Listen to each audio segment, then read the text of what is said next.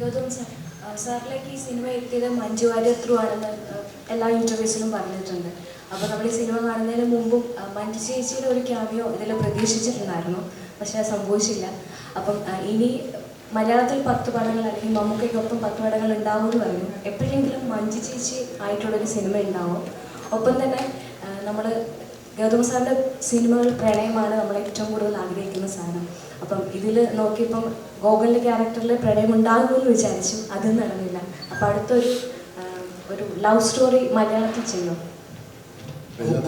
Heroine പ്രേമിക്കുന്നത് നിങ്ങൾ മനസ്സിലാക്കിയിട്ടില്ല.